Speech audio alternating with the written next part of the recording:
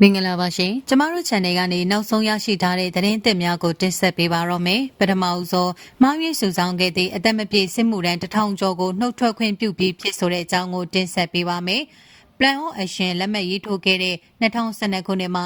2025ခုနှစ်ဩဂုတ်လအထိအရွယ်မရောက်သေးသူကလေးငယ်များအားစစ်မှုထမ်းခြင်းမှကာကွယ်တားဆီးထိန်းသိမ်းရေးကော်မတီနဲ့ CTFMR တို့ပူးပေါင်းပြီးအရွယ်မရောက်သေးမီမှားယွင်းစုဆောင်းခဲ့သည့်အသက်မပြည့်သေးတဲ့အမြဲတမ်းစစ်မှုထမ်း1152ဦးကိုတပ်မတော်မှနှုတ်ထွက်ခွင့်ပြုပြီးမိဘအုပ်ထိန်းသူထံပြန်လည်လွှဲပြောင်းပေးခဲ့ကြောင်းကာကွယ်ရေးဝန်ကြီးဌာနပြည်ထောင်စုဝန်ကြီးဗိုလ်ချုပ်ကြီးမောင်မောင်အေးကပြောပါရယ်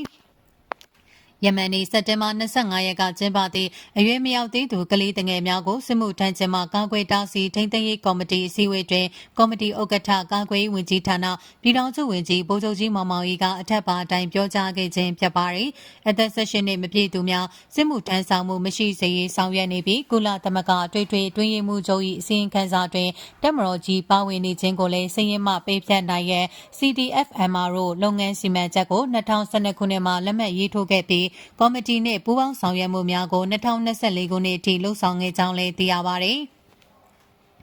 လက်ရှိကော်မတီအနေဖြင့်တပ်မတော်တွင်ကလေးစစ်သားအသုံးပြုမှုမရှိစေရေးဒီဇိုင်းမဲ့အကောင့်ထဲပေါ်ဆောင်ရွက်လျက်ရှိနေပြီးအစည်းအဝေးဆုံးဖြတ်ချက်ဆောင်ရွက်ပြီးစီမှုအခြေအနေများကိုလည်း CTFM မှသို့အသိပေးအကြောင်းကြားနေကြောင်းလည်းဗိုလ်ချုပ်ကြီးမောင်မောင်ကြီးကပြောပါရယ်2021ခုနှစ်ကနေ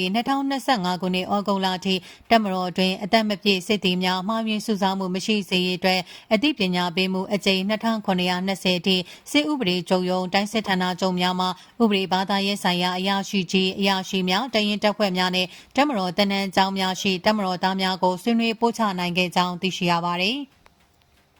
ဆက်လက်တင်ဆက်ပေးမယ့်သတင်းကြောင်းကတော့မြိုင်မြို့နယ်နှောပင်ရွာမှာစစ်ကော်မရှင်ဒရုန်းဖြင့်ပုံကျဲမှုကြောင့်ပြည်သူ2ဦးသေဆုံးတဲ့အကြောင်းကိုတင်ဆက်ပေးပါမယ်။မကွေးတိုင်းမြိုင်မြို့နယ်နှောပင်ရွာမှာထိတွေ့တိုက်ပွဲဖြစ်ပွားခြင်းမရှိဘဲစစ်ကော်မရှင်တပ်ကဒရုန်းနဲ့ပုံကျဲတိုက်ခိုက်ခဲ့တဲ့အတွက်အရက်သားပြည်သူ2ယောက်သေဆုံးခဲ့ရကြောင်းမြိုင်တောင်မြေမြေပြင်သတင်းမှန်ပြန်ကြားရေးအဖွဲ့ထံကသိရပါတယ်။စက်တင်ဘာ24ရက်မနက်၈နာရီခွဲကျော်လောက်မှာနှောပင်ရွာတောဖုန်ကြီးကျောင်းကိုရောက်နေတဲ့အကြမ်းဖက်စစ်ကော်မရှင်တပ်သားတွေဟာတိုက်ပွဲဖြစ်ပွားခြင်းမရှိဘဲကြေးရွာတွေကိုဒရုန်းနဲ့ပုံကျဲခဲ့တာကြောင့်အသက်30ကျော်ရွယ်အမျိုးသားတစ်ယောက်ထိမှန်သေဆုံးခဲ့တယ်လို့သိရပါတယ်။အဲဒီနောက်စက်တင်ဘာ25ရက်နေ့လယ်မှာစစ်ကော်မရှင်တပ်နှောပင်ရွာကပြန်ထွက်သွားတဲ့အတွက်ကာကွယ်ရေးတပ်ဖွဲ့တွေရွာတွေကိုနေမြေရှင်းလင်းရေးလှုပ်ဆောင်ချိန်နောက်ထပ်အမျိုးသားတစ်ယောက်ရဲ့အလောင်းကိုထပ်မံတွေ့ရှိခဲ့တယ်လို့ဆိုပါတယ်။